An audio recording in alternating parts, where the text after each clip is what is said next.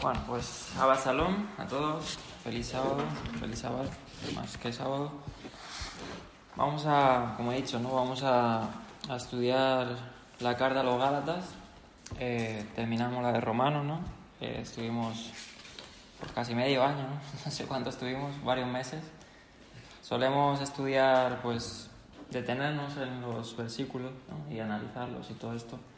Y bueno, hoy simplemente vamos a ver una introducción a Gálatas porque nos parece una carta muy importante de comprender, ¿no? Ya que se ha malentendido sobre todo la cristiandad, pensamos nosotros, y ¿por qué? Porque nosotros creemos que el Señor no cambia, ¿no? El Señor es eterno y su palabra es eterna igualmente.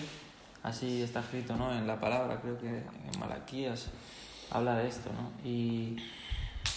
Y así creemos, y entonces no concebimos como que Él se equivoque en ciertos aspectos y quiera cambiarlos, ¿no? Entonces, normalmente se acude a esta carta para eso, para decir que la ley ha cambiado, que ha tenido su cumplimiento en el Mesías, que por tanto no nos atañe a nosotros el guardar ciertos mandamientos, porque si fueran todos, pero claro, siempre son ciertos mandamientos escogidos ahí, ¿no? No tenemos que detallar cuáles, porque... Y bueno, vamos a hacer esta introducción a la carta, ¿no? Y vamos a ponernos un poco... Aquí he dibujado un mapa, a ver si se puede vislumbrar.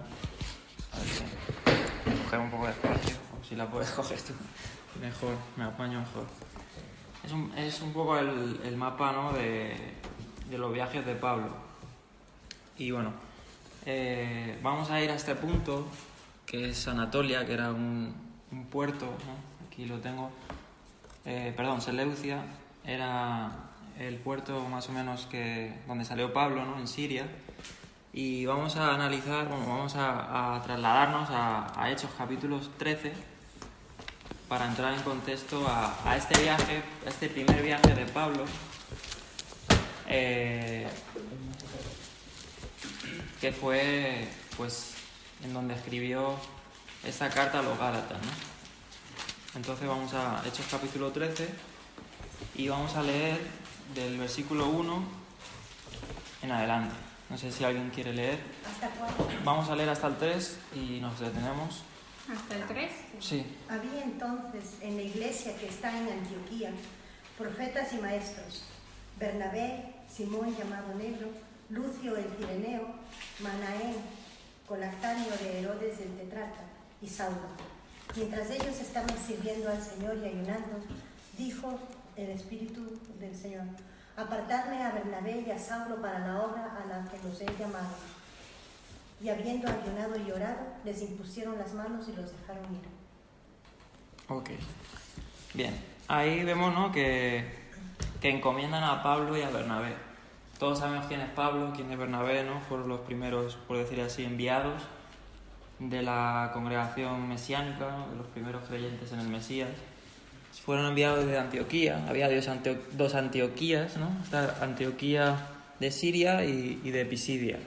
Entonces dice que los ancianos de Antioquía, de Siria, enviaron a Pablo y Bernabé para la predicación a los gentiles, ¿no? Entonces fueron al puerto, ¿no? Al puerto de Seleucia, y de ahí Pablo comenzó un viaje que vamos a seguir leyendo en Hechos 3, ¿no? Primero fueron a Chipre, fueron al puerto de Salamina, atravesaron Chipre, bajaron a Pafos, a la isla de Pafos, y de ahí se encomendaron, pues en este caso a lo que viene siendo Asia Oriental, y donde vienen más o menos sí, más o menos donde se encomienda esta carta, que es la región de los Gálatas, que más o menos, para que lo dibujemos, más o menos Galacia era un trozo así, más o menos. Sí, que había una zona montañosa. Sí. Y bueno, vamos a seguir leyendo y ahora nos ubicamos mejor de más o menos de cómo lleva esta carta, ¿no? Bueno, dice que estos ayunaron, ¿no? Fueron ministrados por el Señor y es eso, que el Señor encomendó, y curioso, ¿no? Que dice que el Señor dijo por medio del Ruach HaKodesh que fueran apartados Bernabé y Saulo, ¿no? Y bueno, todos comprendemos que Saulo fue apartado por Dios ya desde su encuentro en camino a Damasco, ¿no? Su encuentro con el Señor fue apartado para la predicación del Evangelio a los gentiles, ¿no? Y bueno, si uno se pone a detallar más y a meditar, ¿por qué fue Pablo apartado para esto, no? Pues porque Pablo era instruido, era una persona muy instruida en la ley, muy instruido en las Escrituras y por tanto era la persona ideal para poder llevar el Evangelio tanto a judíos como a gentiles. Era preparado en todo. De hecho, Pablo cuenta aquí en esta carta a los Gálatas que después de la visión que tuvo, después del encuentro con el Señor, se fue a Arabia y ahí fue tratado por el Señor y ahí fue, por decir así, ministrado para esta obra, ¿no? Entonces Pablo, por decir así, era apartado, ¿no? Apartado realmente por Dios para la encomienda del Evangelio. Entonces, teniendo eso presente, tenemos presente que estos dos personas o dos misioneros, apóstoles, fueron apartados por Dios. Eso ya de cajón. ¿Qué significa apóstol? Y bueno, eso lo vamos a ver más ahora. Pero para que veamos que fue Dios el que los apartó. Eso hay que tenerlo claro, ¿no? Porque luego entraremos a lo que son los apóstoles y todo esto. Y hoy en día crece, ¿no? La apostolitis y todo esto que hay hoy en día en la cristiandad de que todos son apóstoles, ¿no? Pero no todos son apóstoles, ¿no?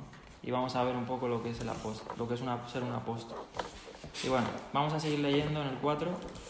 Vamos al 4 hasta el 12. El 4 al 12. Dice, ¿ves?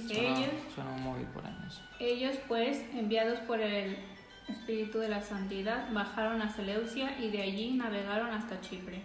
Llegados a Salamina, anunciaban la palabra de Dios en las sinagogas de los judíos. Tenían también a Juan que les ayudaba. Y habiendo atravesado toda la isla hasta Pafos, encontraron a un mago, un falso profeta llamado Barsumá, que estaba en el procónsul.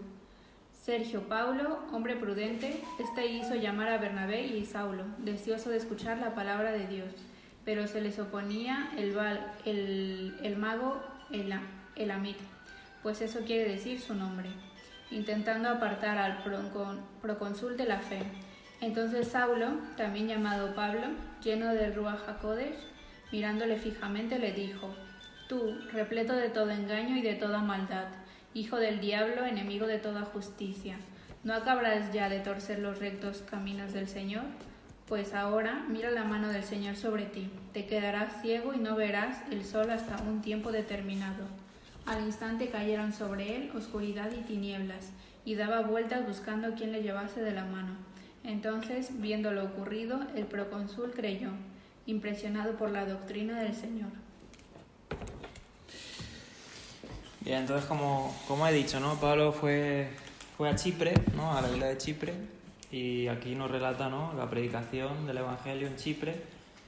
Y curioso, ¿no? Que menciona en el versículo en el 5, que llegaron a Salamina, ¿no? ¿Y dónde fueron? Anunciando el Evangelio primeramente A la sinagoga de los judíos. O sea, aquí vemos a Pablo yendo a predicar a las sinagogas, ¿no? Donde los judíos pues tenían sus congregaciones, ¿no? Entonces, y claro, aquí vemos claramente pues que Pablo no estaba en contra de nada del judaísmo ni nada de eso. O sea, Pablo simplemente era un judío más, ¿no? Él lo dice en sus cartas, solo que a él se le había revelado el Evangelio, ¿no? Y había sabido pues separar lo que es tradiciones de hombres con el Evangelio, que básicamente es eso, la carta a los Gálatas es eso, saber separar entre las tradiciones de los hombres y los requisitos de los hombres frente a las promesas de Dios, ¿no? A su palabra. Entonces, bueno, aquí en Chipre predicaron el Evangelio, primero las sinagogas, ¿no? Dice en estos versículos que hemos leído, ¿no?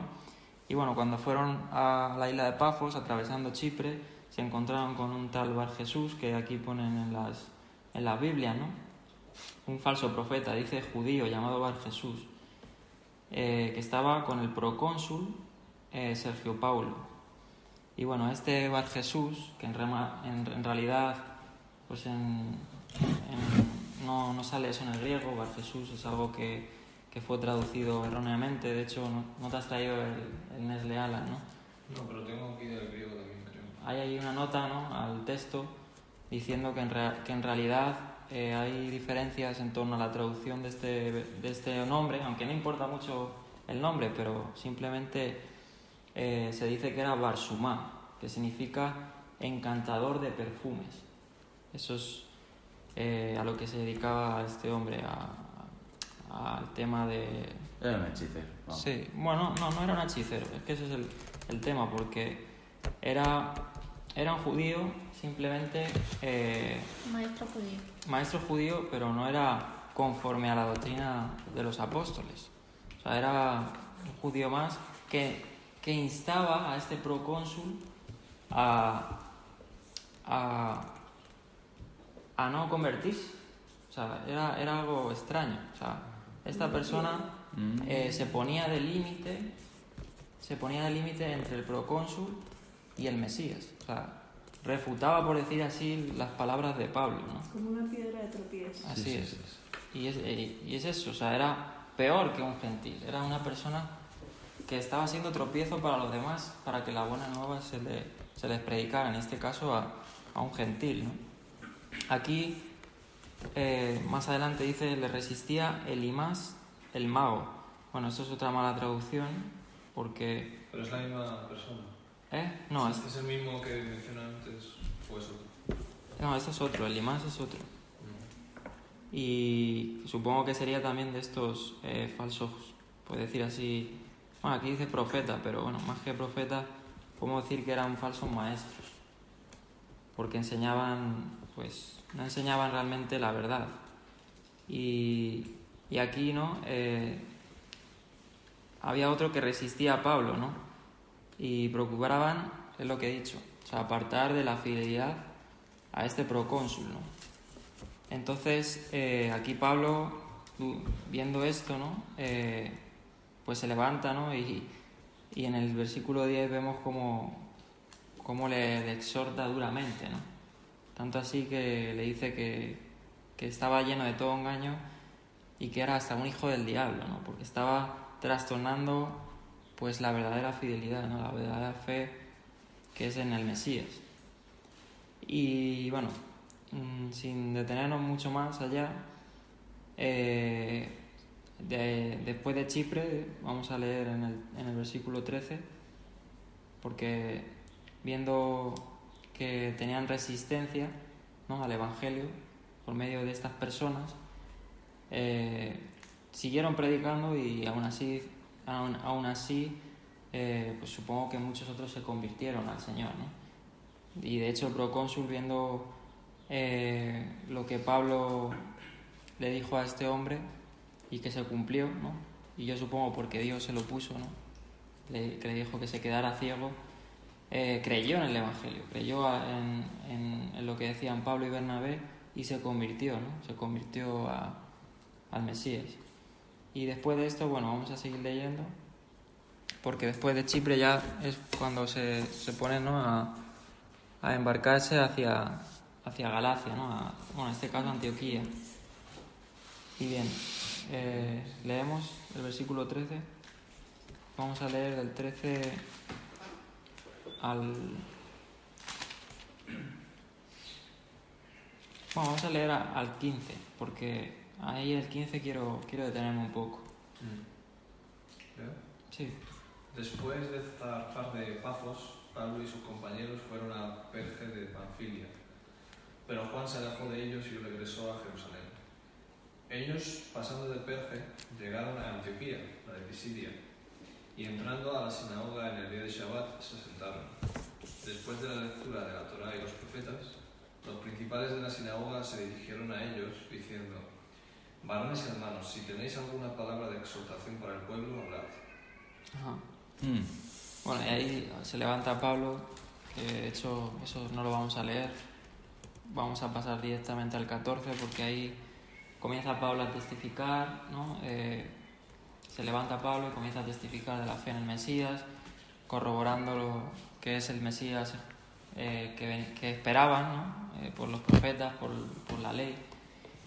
Y lo curioso, ¿no? Que aquí se nos relata que fueron en este caso a Perge, ¿no? Que estaba en este punto, en Antioquía, y allí también habían sinagogas de los judíos. O sea, por decir así, los judíos tenían muchas sinagogas en toda Asia, ¿no? Y parte de Siria y de otros lugares. Entonces vemos que Pablo iba primeramente a las sinagogas a testificar, ¿no? A testificar a los judíos. Y luego pues iría pues a lo que viene siendo las ciudades a predicar a los gentiles. Pero él siempre,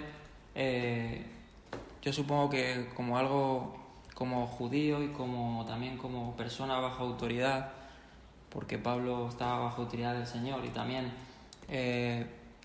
por decir así, estaba bajo autoridad de los apóstoles, de los 12 discípulos, porque si recuerdan cuando Pablo fue llamado, dice en Hechos de los Apóstoles que él fue a las columnas. Primero fue a las columnas a testificar. O sea, él no cogió por su cuenta propia y dijo, bueno, yo he sido llamado por Dios y me voy a ir a donde me venga en bien. No, fue a las columnas y les dijo, mira, el Señor se me ha presentado para el Evangelio de los gentiles y yo he sido encomendado a esto. Y ahí dice que los apóstoles pues le enviaron, ¿no? Pero aquí vemos ese patrón, yo lo veo así. Él primero fue a las sinagogas a testificar. Pues ¿a quién vas a testificar primero? Que no a creyentes, por decir así, que creen en Dios, pero que no se les ha revelado el Mesías. Fue a ellos primero, ¿no? Y luego pues a los demás, a los gentiles, ¿no? Por eso Pablo dice en Romanos que el Evangelio es poder de Dios primeramente al judío y después al griego, ¿no? Cuando decimos judío entendemos pues aquel que ha sido confiada la palabra, como dijo Pablo, ¿no?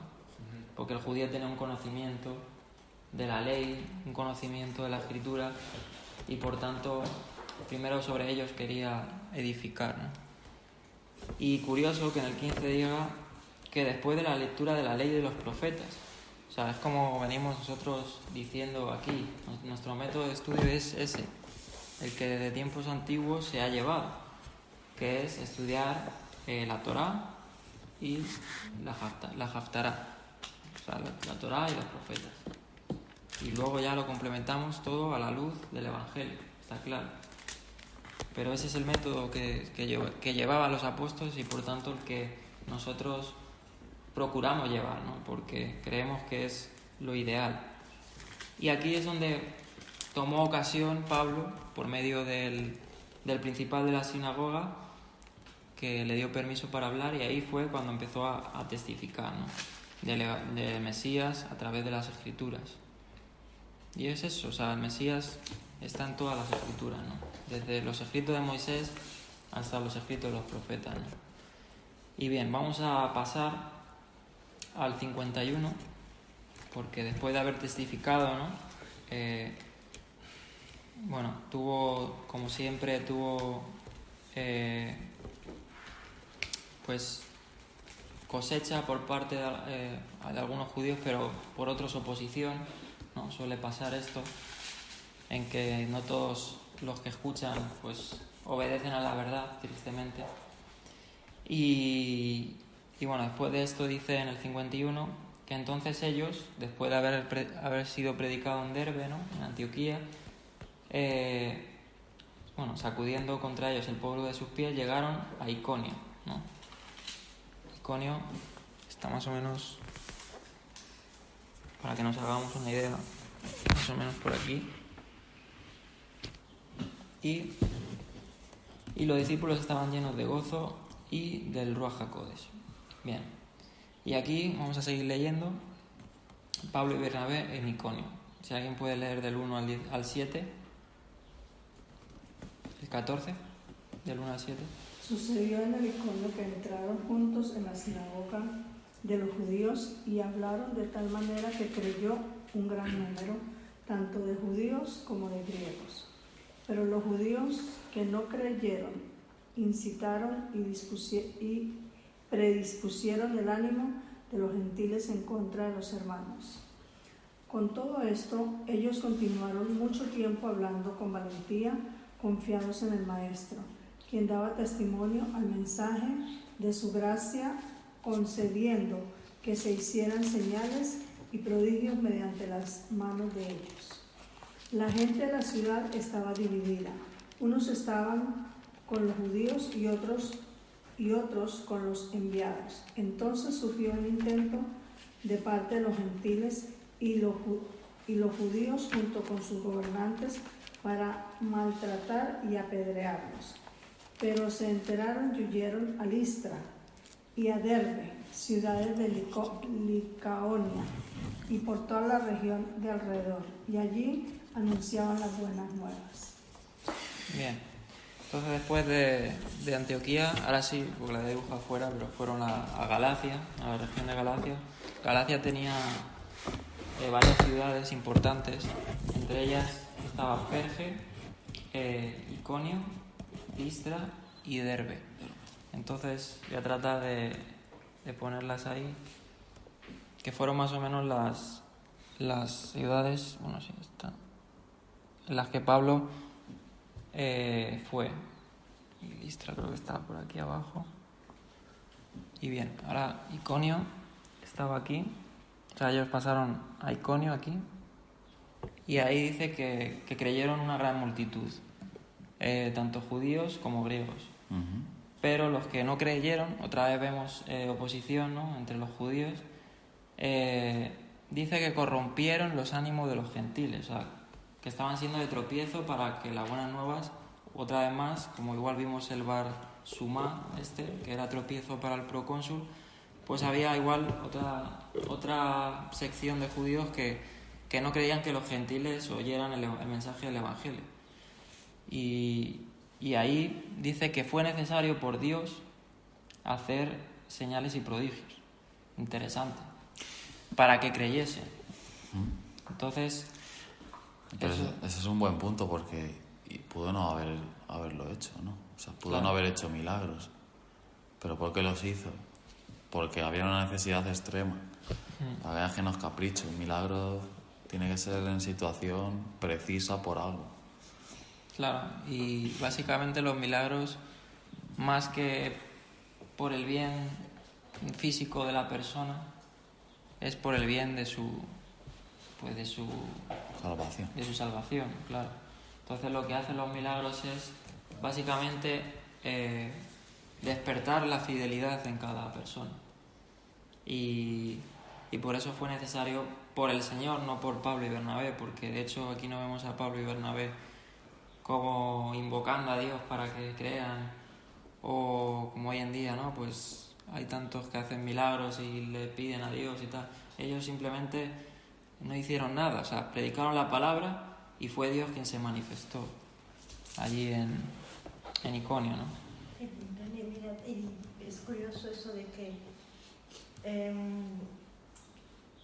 la ciudad se dividió y estaban los judíos y otros con los apóstoles, y surgió un complot de gentiles y también de judíos y los Claro, gobernantes. y ahí vamos al punto central, por eso hemos leído estos pasajes de Hechos, porque llegando a esta parte, ¿no?, de Galacia, que es en donde se concentró el problema en las regiones, en este caso las congregaciones que Pablo levantó, que fueron pervertidas por este grupo selecto, ¿no?, de judíos que dividían no solo a la ciudad, sino que intentaron dividir a las congregaciones de Galacia.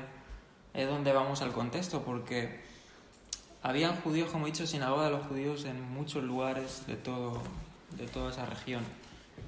Pero habían ciertos sectores que perseguían a Pablo, porque Pablo se ganó fama. De hecho, más adelante vamos a ver que en Listra le quisieron hasta adorar. Y esa sección de los judíos le apedrearon a Pablo. O sea, fíjense cómo se estaba ganando la fama a Pablo, sin él quererlo, porque él simplemente quería anunciar al Evangelio. Pero sabemos que el humano siempre tiende a idolatrar y siempre tiende a ver y a venerar a figuras. Y claro, por parte de los judíos que no creyeron, que vamos a analizar ese grupo que se conoce, porque habían varios supongo, pero el más fuerte que más destaca en la carta a los Gálatas es el grupo de la circuncisión. Y es en todo ese contexto en el que se basa la carta a los Gálatas.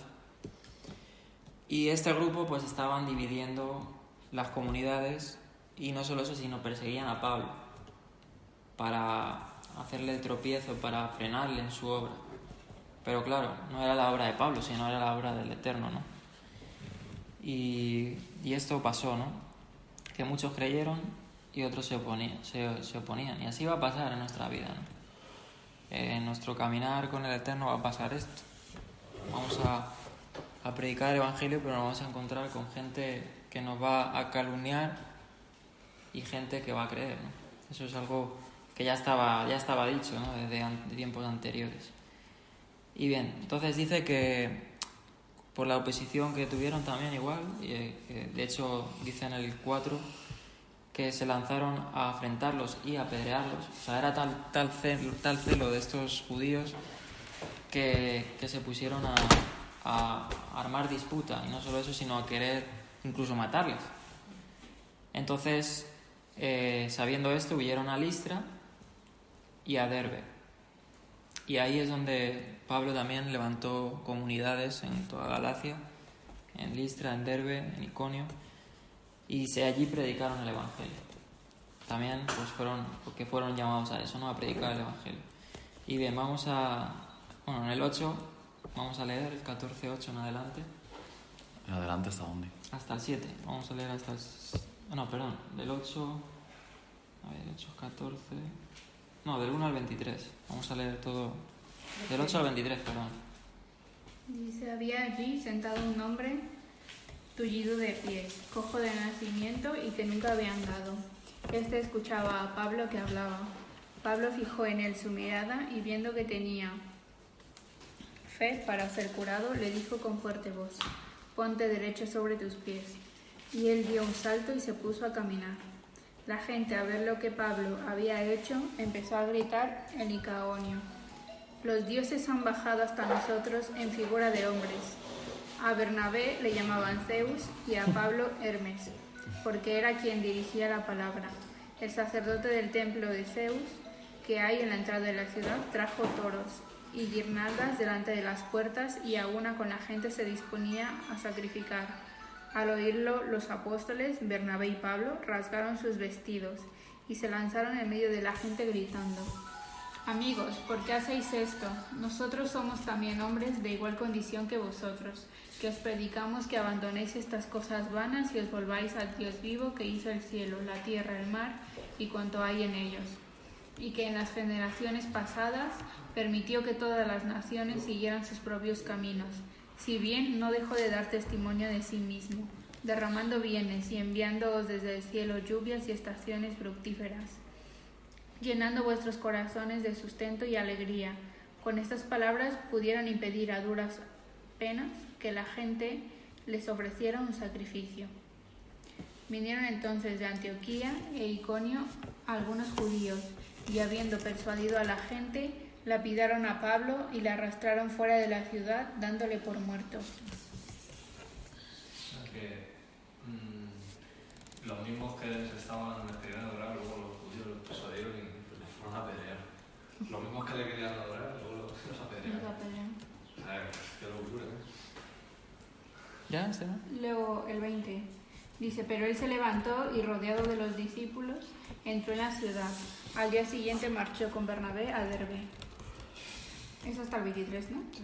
Habiendo evangelizado aquella ciudad y conseguido bastantes discípulos, se volvieron a Listra, Iconio y Antioquía, confortando los ánimos de los discípulos, exhortándoles a perseverar en la fe y diciéndoles, es necesario que pasemos por muchas tribulaciones para entrar en el reino de Dios.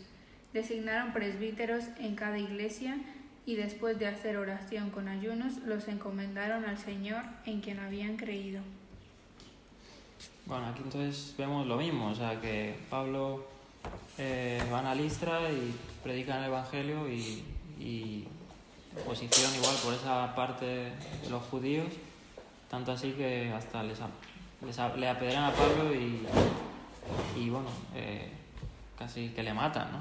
Dice que supongo que sería tal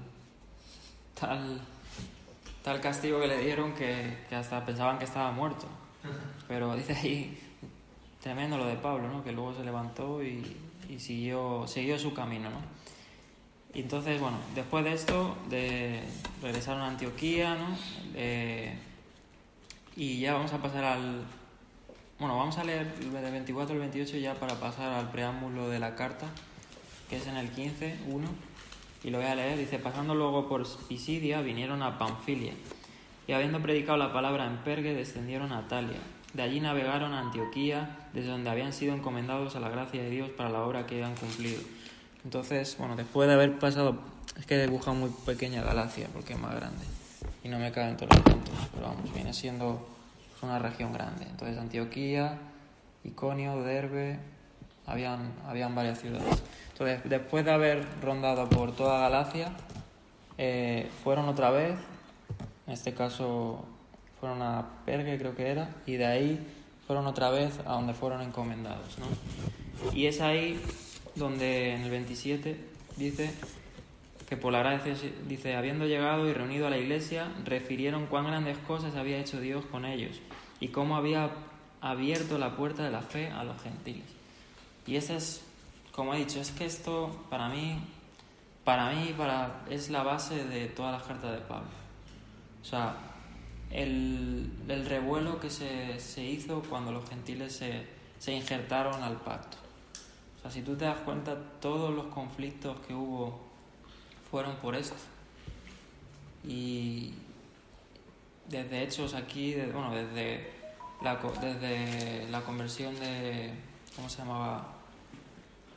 Pedro, cuando Pedro fue a casa de Cornelio. O sea, desde la casa de Cornelio, que fue el Ruach HaKodesh derramado sobre los gentiles, esto hizo un revuelo tal en toda Asia, en toda la tierra de Israel, que creó un movimiento tan fuerte que fue hasta perseguido, porque no se concebía en aquellos entonces, en el judaísmo, por decir así, farisaico, pues esto, que los gentiles también se les derramara el Ruach HaKodesh, el Espíritu Santo.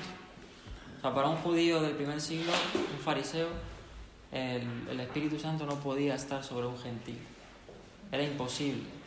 Y es en este contexto donde ahí nos quedamos, porque si no entendemos esto, no vamos a entender la carta a los Gálatas.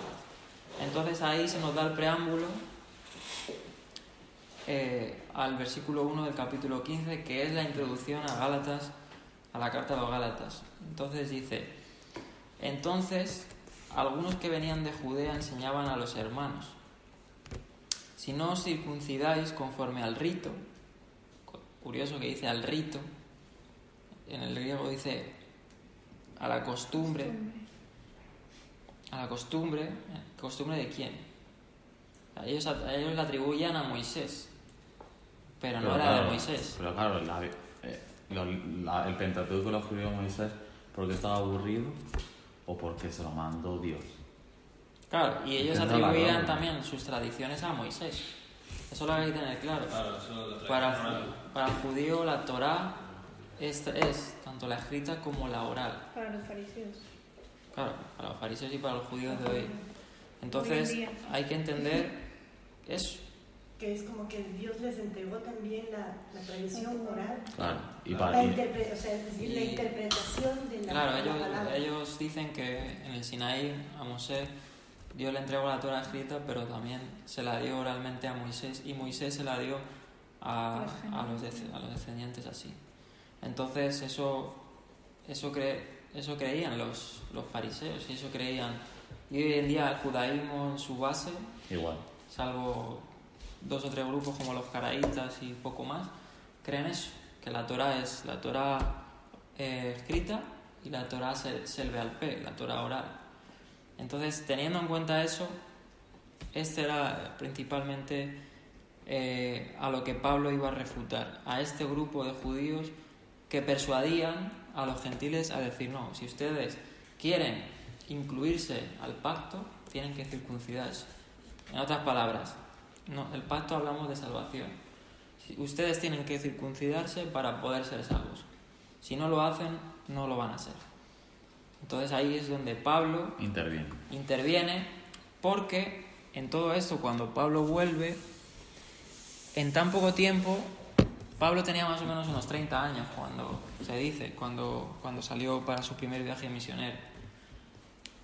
Y en poco tiempo, en cosa de ni un año o menos, congregaciones que Pablo levantó fueron persuadidas por este grupo, los de la circuncisión, sobre este motivo, sobre que se tenían que circuncidar para poder ser salvos. Entonces ahí es donde en este contexto Pablo, y ahora vamos a ir a Gálatas, ahora sí, escribe la carta a los Gálatas, porque Pablo exhorta a los Gálatas, que lo vamos a leer y no sé si hoy llegaremos, simplemente era la introducción a esta carta y sabiendo un poco el contexto, en que Pablo les amonesta y le dice a los Gálatas, oh Gálatas insensatos, ¿quién os persuadió? ¿No? ¿Quién os persuadió para abandonar la verdad de Dios? ¿No? Y es en este contexto en el que Pablo escribe, porque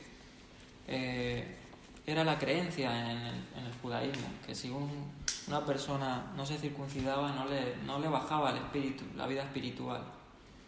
Entonces, esto no es lo que enseña el Evangelio.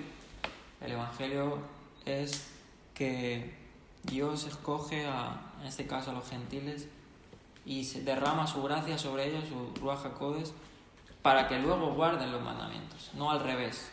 No que primero el gentil debe guardar los mandamientos para que luego le venga el Espíritu. Claro. Entonces, por eso, primero es la gracia de Dios que es derramada sobre el hombre para que por ese mismo poder y esa misma gracia él pueda serle fiel. Luego hagas, claro. Primero por dentro y luego por fuera.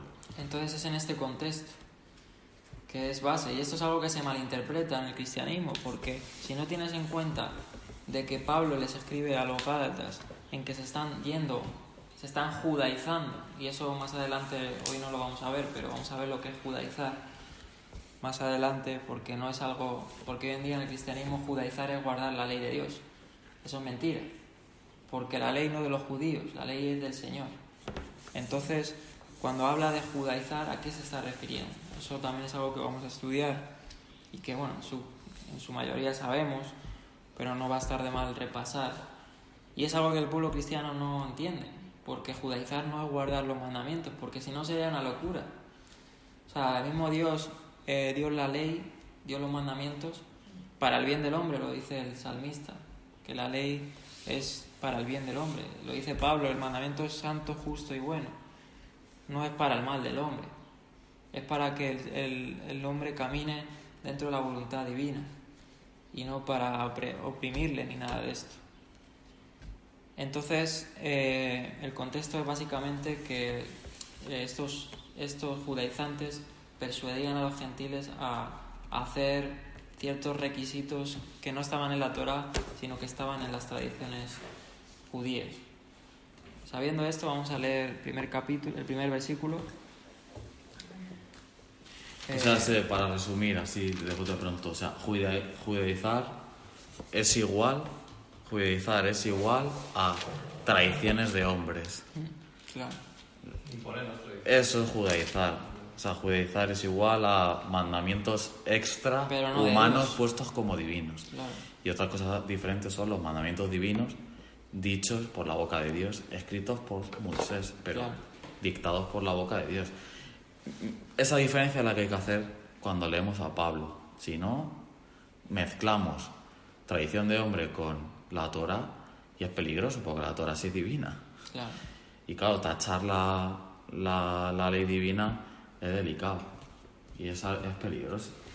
Claro. Peligroso, ¿no? ¿Y qué pasó? Que básicamente, como hemos leído el primer versículo de Hechos 15 es tremendo estudiarlo y lo hemos estudiado aquí y seguiremos haciéndolo porque para mí es casi el centro de Hechos de los Apóstoles, porque creo que Hechos de los Apóstoles tiene casi 30 versículos, tiene 28, y ahí te deja claro en Hechos de los Apóstoles el proceder de la congregación mesiánica en torno a los gentiles, y también se malentiende.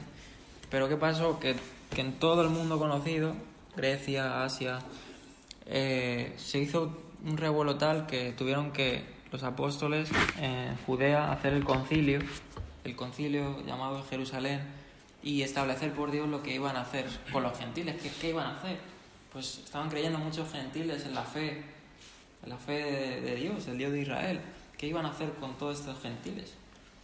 ¿Cómo iban a hacer para que pudieran poco a poco, conociendo la voluntad de Dios? Bueno, pues eso más adelante lo estudiaremos, incluso lo podemos estudiar aquí en Gálatas, Hechos 15, pero es en ese contexto, el revuelo de los gentiles. Entonces, otra cosa que se me ha olvidado, y es que en el judaísmo, ¿por qué tanto hincapié en la circuncisión?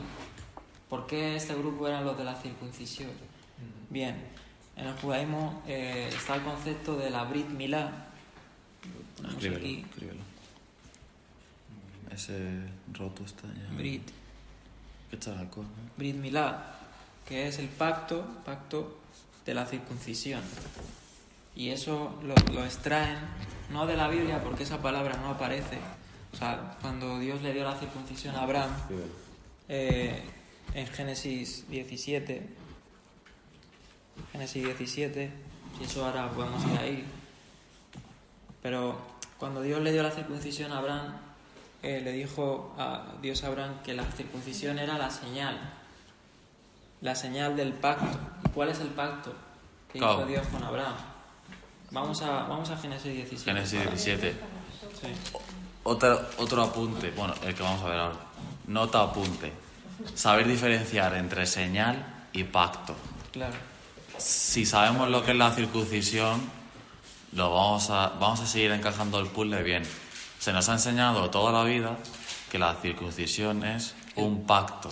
Claro. Pero vamos a ver qué es, porque ahí no hay diferencia y es importante. Porque el pacto no es en sí la circuncisión.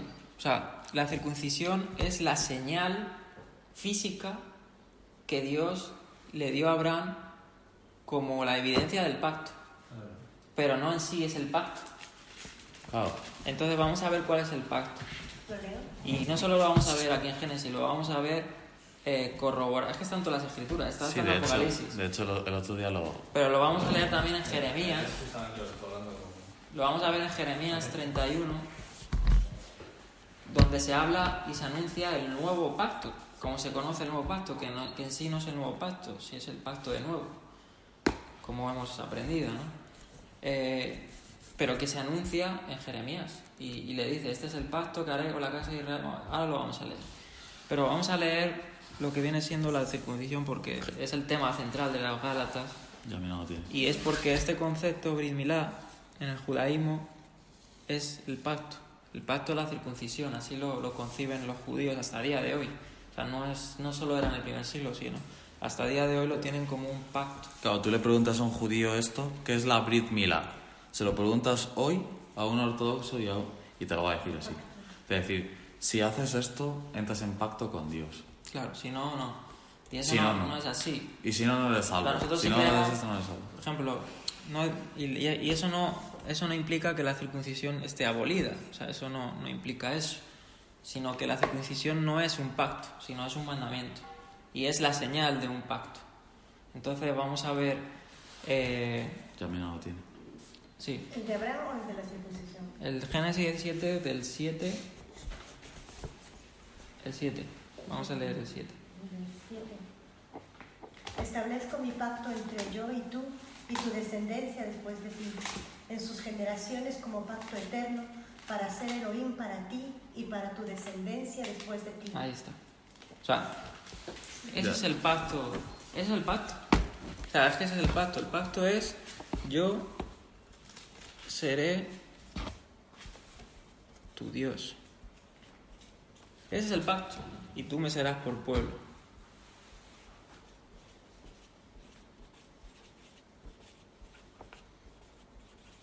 Entonces el pacto no es este. O sea, este no es el pacto, este de aquí, sino es este. Es el pacto que Dios hizo con Abraham, con el hombre. Esa es la alianza. Claro. Y es que si tú te pones a analizar las escrituras, o sea, en numerosos pasajes vuelve a repetir su pacto. De hecho, yo cuando estudiaba las parasot, en Apocalipsis también. claro, Y en Ruth sale O sea, el otro día, en lo todo, leímos, claro. lo que le dice. Tú serás mi Dios y yo sé. Y estudiando las Tu parasot, Dios será mi Dios claro. y... estudiando las parasot, tú ves que cuando Dios se revela a los patriarcas, Dios se revela aquí a Abraham, ¿no? Y le da el pacto. Pero cuando se revela a su descendencia, a Isaac y a Jacob, se lo vuelve a repetir. O sea, ves que Dios se lo vuelve a recordar a los descendientes de Abraham. De hecho, me acuerdo que me tocó la parasá de la escalera de Jacob. Y cuando Dios ahí se revela a Jacob, le vuelve a repetir estas palabras. Se lo vuelve a repetir: yo seré tu Dios y tú me serás por pueblo. Porque ese es el pacto. Y es que lo dice ahí. ¿Y qué pasa? Que las traducciones, en este caso, han añadido algunos conceptos, algunas terminaciones que se malentienden. Y es por eso que el judaísmo también pues ha tomado esto así. Porque no lo han sabido, o no se les ha revelado que el pacto es este, no es este. Entonces dice: estableceré mi pacto entre mí y ti, dice aquí, ¿sabes? Y tu descendencia después de ti en sus generaciones por pacto perpetuo, para ser tu Dios. Ese es el pacto.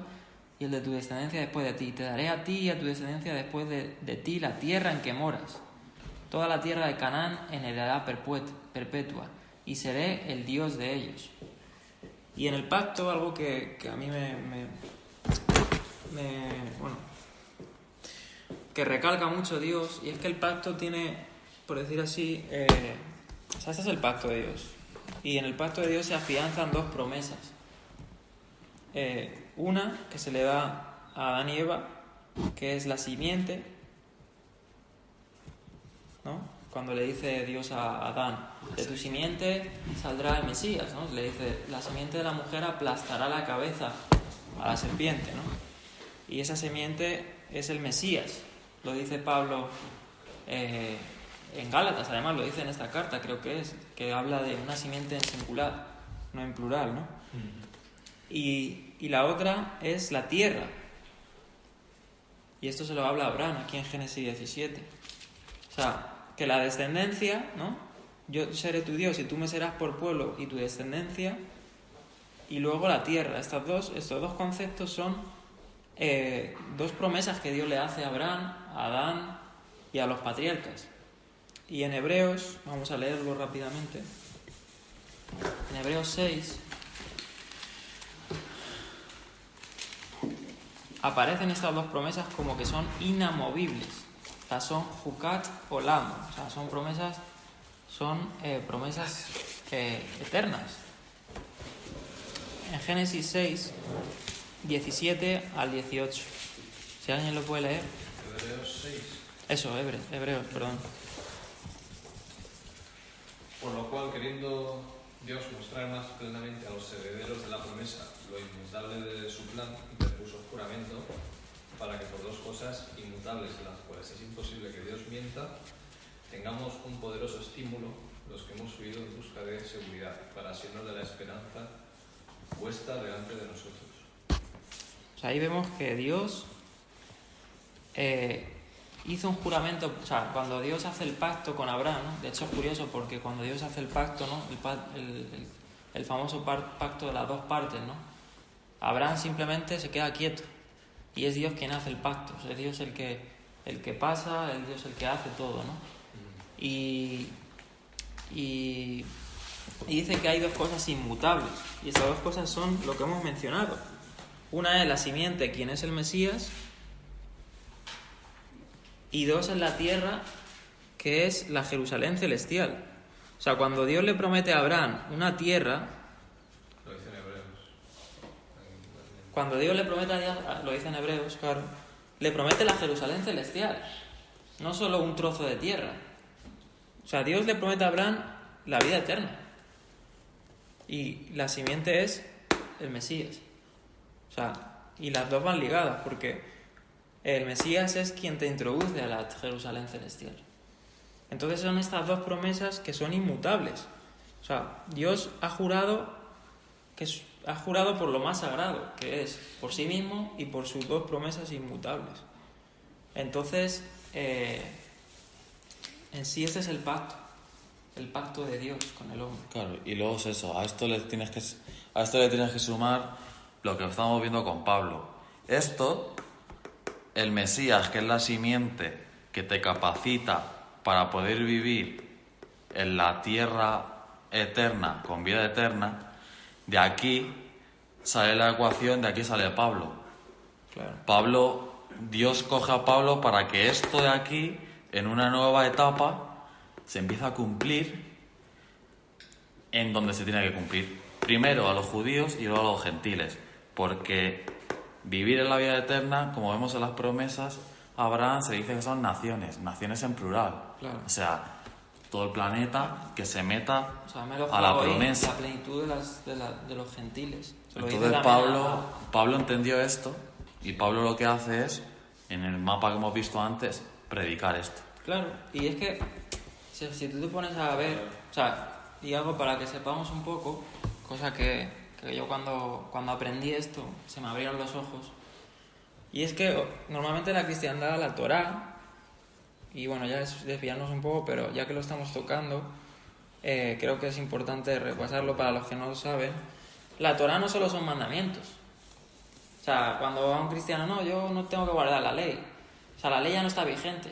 Pero es que si la ley no está vigente, esto no está vigente. O sea, estas promesas... Bueno, esto no. Estas promesas que son eternas... Estas promesas que son eternas, si esto está abolido, entonces el Mesías está abolido y la Jerusalén celestial. No tiene sentido. Entonces la Torá no solo son los misbot, los mandamientos, sino también son las promesas y los procedimientos. Claro, es la ley, para que veáis, mira, es que se ve claro con esta trinidad de Torah. Mira, está los mandamientos. Están los mandamientos, cómo se hacen los mandamientos. Claro. Procedimientos de cómo se hacen los mandamientos y la promesa que es, pues, no puede faltar. O sea, tú no puedes hacer los mandamientos ni cómo se hacen si no tienes la promesa, porque esto es lo que te capacita primero a hacer estas 2 cosas y luego, evidentemente, a meterte aquí a la vida eterna. Es como decir, te enseño a cómo se conduce, pero luego no vas a ir a la carretera. No tiene sentido. Si te enseño a cómo se conduce y a cómo se coge el coche, es porque luego lo vas a coger. Claro. Por lo de la promesa es lo mismo. La promesa te mete en la vida eterna, en la que cómo se hacen los mandamientos, y los mandamientos aquí es donde se van también a completar al 100%. Claro, y es en este mismo contexto en el que Pablo, en la carta a los Gálatas, le dice a los Gálatas: maldito en todo aquel que no introduce todas las palabras de esta ley. Claro, ¿a qué se está refiriendo Pablo? Se está refiriendo que si tú no introduces en toda la voluntad de Dios, en todo lo que dice la voluntad de Dios, también este punto, las promesas, es decir, el Mesías, la Jerusalén celestial, y en este caso, esta parte de la simiente del Mesías, esto de la circuncisión no lo incluían. Entonces, claro, en ese mismo contexto Pablo habla de eso. De hecho, es que en el hebreo, Pablo cita Levítico, y en hebreo se establece mucho más claro. Y eso es algo que lo veremos más adelante, porque no estamos adelantando. Pero en este mismo contexto es eso. O sea, entonces es el pacto, no es la Brit Milá no es el pacto. O sea, Dios no le dio a Abraham la circuncisión como el pacto. Y de hecho aquí lo vamos a terminar de leerlo, Génesis 17. Claro, lo que hace Pablo es decirle a los judíos que no se olviden de la promesa, porque solo se estaban fijando en los mandamientos y en el cómo se hacen. En el obrar. Y se estaban olvidando de la promesa, que es lo más importante. Y, evidentemente, ¿qué les estaban diciendo los judíos a los gentiles? Hacer esto y esto no. Esto es mentira. No, vosotros hacer esto. Claro. Y le estaban obstaculizando para que no creyeran en la promesa. Pero es que la promesa está desde Génesis. Por lo tanto, Claro, normal que sean piedras de tropiezo. Claro. Siendo personas que van al infierno y hacer que vayan al infierno. ¿Por qué? Porque es que al final la vida eterna te la da el Mesías, no te la da cómo se hacen los mandamientos y hacerlos. Por lo tanto, Pablo exhorta a estos en esto. Claro, y esto, No en que ya no hagamos los mandamientos. esto es vital aprenderlo. O sea, y cuando Eric vino, ¿no? Y son muy y claros. y dio ese estudio, ¿no? Ahí en En CLC. en CLC, en ventas, para mí fue abrir los ojos, porque sí lo había escuchado, pero no lo había interiorizado tanto. Claro. Y para mí fue como decir, claro. Y es así, o sea, este es para mí esto es una base de entender lo que es la Torá. Entonces, sí. Pero que, por ejemplo, que en mi vida sí se cumple eso de que puede y lleva a esa confusión o algo así. Porque, por ejemplo, yo tengo, este es mi pacto. Claro, ahí guardaréis. vamos. Es que Sí, ahí vamos, sí. Ahí vamos. Entonces, claro, se malentiende por eso, por las traducciones, porque en el 9, a partir del 9 dice, o sea, ahí está claro que dice, mi pacto entre mí y contigo, después de ti en sus generaciones, para ser tu Dios y el de tu descendencia después de ti, y darte la tierra. Dice, dijo de nuevo Dios a Abraham, en cuanto a ti guardarás mi pacto, tú y tu pero claro, ahí dice, en cuanto a mí guardarás mi pacto, y luego sigue, tú y tu descendencia después de ti por sus generaciones. Dice, este es mi pacto, pero claro, ¿cuál es el pacto? El que hemos dicho. Y sigue, que guardéis entre mí y vosotros y tu descendencia después de ti. Y ahí añaden dos puntos. Claro. Y esos 2 puntos son los que realmente no... Es que no aparecen, en el hebreo no aparecen 2 puntos, eso lo han puesto en las traducciones. Pero ahí es donde manda pues la circuncisión. Pero es que lo dice más adelante lo que es la circuncisión. Creo que es... a ver si me ayudan. En hebreo, si tú lo lees, hay un signo, hay unos signos que te marcan la separación entre frases. Y en ese caso hay un signo de separación como que es un punto de aparte, ¿sabes? En el 11, claro. Termina de explicar una cosa Y empieza luego con la otra. otra que tiene que ver, porque es un Pero es que el mismo texto te lo explica, o sea, ese es el malentendido. Pero claro, se olvida que el mismo texto se lo explica y lo dice en el 11. Te circuncidaréis por la carne de vuestro prepucio y será por señal, o sea, esto, la milá, no el pacto de la milá, esto es la señal de esto. O sea, esto es la señal corpórea dada a Abraham de que Dios iba a ser para él Dios y él le iba a ser como pueblo. Simplemente una señal. Y un mandamiento, claro, que Dios le dio a todos los hijos de Israel. Pero es la señal, no es en sí el pacto. Entonces el contexto judío ellos lo habían entendido como el pacto de la circuncisión y hasta el día de hoy. Tanto así que ellos dicen que, bueno, que si tú no te circuncidas es como hemos dicho. Uno no puede sostener la salvación y todo esto, ¿no? Entonces, en este mismo contexto en el que Pablo escribe, ¿no? Y les dice que no es por obras que les pueda dar la salvación, no es por las obras de la ley, no es por solo atañirse a esto. O sea, esto no da la salvación, sino la salvación la da el Mesías, la da la promesa. Porque de hecho pone el ejemplo más adelante, bueno, ya me estoy adelantando, pero más adelante pone el ejemplo de Abraham, en que Abraham fue llamado siendo incircunciso. Claro, se circuncidó más adelante, pero Abraham fue llamado siendo incircunciso y eso lo dice más adelante. Claro, y una vez eres llamado y aceptas, ya estás dentro. Claro. O sea, la señal no es lo que te hace, ya estoy dentro. No, la señal, ya estás dentro cuando ya te llama. Luego tú respondes y haces cosas. Abraham fue llamado Y punto. antes de circuncidarse. Claro. Claro. Y le fue contado por justicia Antes de antes de circuncidarse. Eso es importante. Y eso no quiere decir que la circuncisión ya está abolida, para nada. La circuncisión es un mandamiento, pero claro, no se antepone la circuncisión a la promesa. Teniendo claro esto, vamos a corroborar lo que es el pacto, otra vez ya para terminar, en Jeremías 31, 33. Si alguien lo puede leer. Jeremías 31. Escribe un poco feo todo esto. Ya. Jeremías 31, 33. Los tenemos. Pero este es el pacto que concertaré con la casa de Israel después de aquellos días, dice Hashem. Daré mi ley en su mente y la escribiré en su corazón, y yo seré a ellos por Elohim, y ellos me serán por pueblo. Ahí está. Pues ese es el pacto. Fíjense, aquí lo vuelve a repetir. Y esto es la base del Nuevo Testamento, porque si tú te fijas, normalmente en las Biblias aparece un titulito como el Nuevo Pacto, ¿no? Pero es que no es nuevo, es que es el mismo pacto. O sea, el mismo pacto que dio a Abraham y a los patriarcas, que Dios le iba a ser como Dios y ellos le iban a ser como pueblo. Solo que la ley, o sea, esto, la Torá, las iba a injertar en sus corazones. Bueno, aquí, espera. Claro.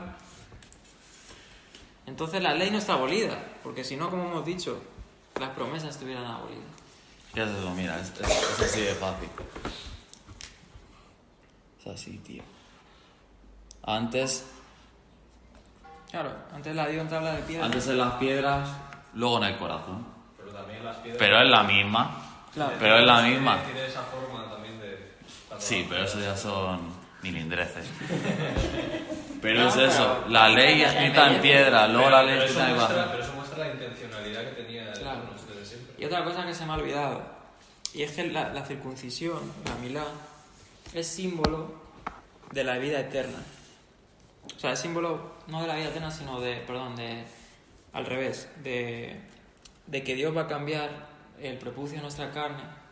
O sea, Dios quita el prepucio, lo que sobra, es decir, la corrupción, para establecerlo en ¿cómo se dice? En incorrupción. O sea, Claro, es como si el corazón, antes de que la Torah se te meta, el corazón tienes una envoltura en el corazón que te Claro. impide obedecer. Por eso Pues dice- lo que hace Dios es te circuncida el corazón, que te quita algo, y a partir de ahí ya claro, por eso te dice... puede meter la Torah. Por eso dice también otro verso del nuevo pacto de Ezequiel, bueno, del pacto de nuevo, Un keeper. el pacto de nuevo, porque Brijasa, el pacto de nuevo, es que Dios iba a quitar el corazón de piedra, en Ezequiel lo vuelve a repetir, para poner uno de carne. Y es más, si tú lees en Deuteronomio, el propósito era que ellos quitaran el prepucio y le dice de su corazón.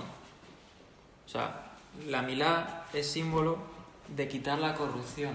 De hecho, se dice que el prepucio es algo inservible. De hecho, no es como el apéndice, ¿no? Que no se sabe, no tiene ninguna función específica. El prepucio es lo mismo, es símbolo de lo corruptible. Y podemos Entonces, podemos dar fe de ello. Claro, de que no entonces sirve. quitando esto es la señal. Podemos dar fe de ello, de que no sirve. Yo voy al baño igual, Claro. no pasa nada. Quitando esto es la señal de que algún día Dios nos va a cambiar de lo corrupto a lo incorruptible, ¿no? O sea, todo tiene un significado. Pero bueno, este es el pacto, lo hemos dicho, entonces no es la Brit Milá, sino es la base del pacto es esto. Teniendo en cuenta eso, ya podemos proceder a la discusión entre Pablo y los Gálatas, ¿no? Entonces, simplemente vamos a leer los primeros versículos de Gálatas para terminar. Del primero al Ya con esto terminamos el estudio. 5. Sí, Lo leo. Pablo, un apóstol, no de hombres ni por medio de hombres, sino por medio de Yeshua, es decir, Dios Padre, que lo resucitó de entre los muertos, y todos los hermanos que están conmigo en las iglesias de Galacia, gracia a vosotros y paz del Señor nuestro Padre, es decir, del Señor Jesucristo, Yeshua, el cual se dio a sí mismo por nuestros pecados para liberarnos del presente siglo malo según la voluntad de nuestro Dios y Padre, a quien sea la gloria por los siglos de los siglos. Amén. amén.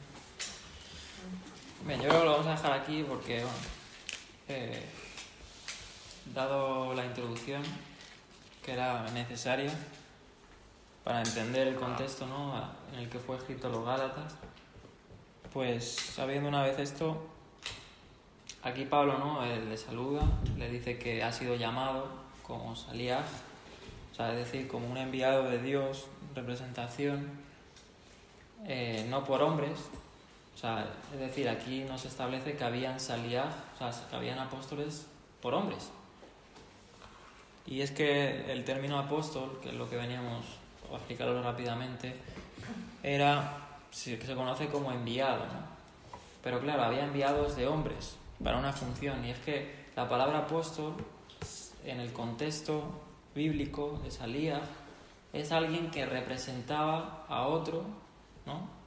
Y de hecho, en el mundo griego, la palabra apóstolos, un apóstolos era un capitán, en este caso de una fragata o de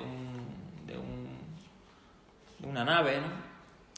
Que tenía una misión en este caso militar. Era alguien pues que tenía esa función. Pero en el mundo bíblico, en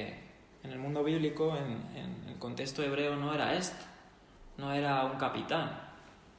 No era alguien en autoridad, como hoy en día también se pinta a los apóstoles, que son los intocables, que son los que más autoridad tienen, que son, pues por decir así, son la cúspide de un cargo eclesial. Para nada tenía que ver en el contexto bíblico. Un saliaj, un apóstol, era un enviado que representaba al Mesías. Entonces, ¿y cuál era la evidencia de un apóstol, de un saliaj? Es que había sido enviado para una función en específico. Por eso he dicho que había enviados para funciones, y cuando terminaban esa función dejaban de ser enviados. Por ejemplo, los de la parasha de hoy son... Claro, los espías. Los espías podían ser enviados, pero cuando habían concluido su función, que era espiar o ver la tierra prometida, cuando volvían de ver eso, ya no eran saliaj, ya no eran enviados, ya dejaban de serlo. Pero en el caso de Pablo era un enviado por Dios para una función. Y los apóstoles es lo mismo. Y algo característico era que era por Dios. Entonces, teniendo en contexto eso, hay que saber, ¿no? Y bueno, eso es lo que implicaba un apóstol, ¿no? ¿Y por qué decimos esto? Porque Pablo tiene que defender su apostolado, o sea, su representación por parte de Dios, en este caso a muchas personas. Y claro, es en ese mismo contexto que Pablo pues hace esta aclaración, que no había sido por ningún hombre, sino por Dios mismo quien le había encomendado esto, ¿no? Y eso lo vemos en Hechos capítulo 9. Y bueno, sin más, aquí lo vamos a dejar. Hay algunos detalles más, pero ya son suficientes. Pero es eso, lo que decimos. O sea, Pablo, que anuncia lo que hemos visto en Jeremías, es enviado ¿para qué?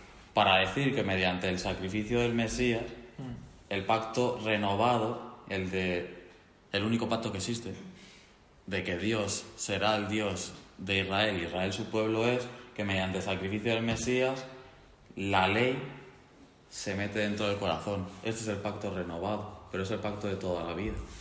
Claro. ¿Por qué? Porque si tú eres el pueblo de Dios, Dios tiene una ley, como toda nación. Entonces, si tú reconoces que Él es tu rey, tendrás que obedecerle. Y si Él te ha dicho cómo, pues... Y esto es el pacto renovado, realmente. Es que es así de sencillo, en verdad. Se entiende así.